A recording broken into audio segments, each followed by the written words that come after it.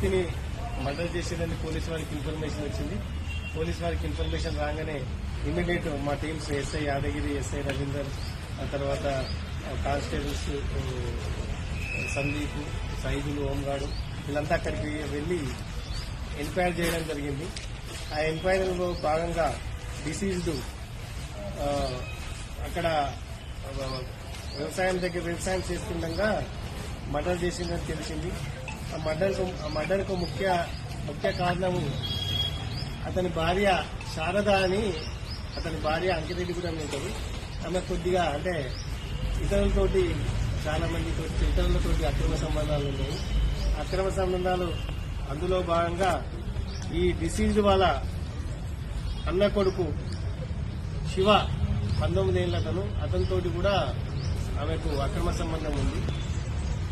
అతను ఈ భర్త సస్పెక్ట్ చేసి ఒకసారి చూసిన తర్వాత కూడా అతను ఈ అలవాట్లు మానుకుంటలేరు కాబట్టి నిన్న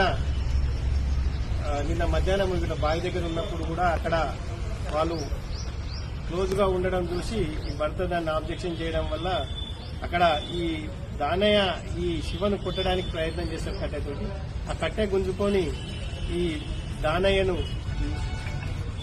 తలపై కొట్టంగానే అక్కడనే ఈ దానయ్య పడిపోతాడు. పడిపోయిన తర్వాత ఈ భార్య రాపోలు శారద దానయ్య కాలు పట్టుకొని ఈ శివ అనేటోడు బండరాయితోటి తలకాయ పైన ఇక్కడ ఇతర భాగాల్లో కొట్టి చంపుతాడు.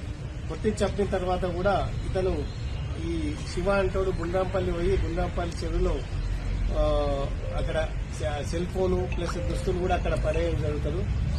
తర్వాత ఈ ఇమీడియట్ మేము ఈ శారదను కస్టడీలో తీసుకొని మేము ఇంట్రాగేషన్ చేస్తే నేరం ఒప్పుకున్నారు. ఆ నేరంతో ఒప్పుకోవడం పాటు రాపోల్ శివను కూడా మేము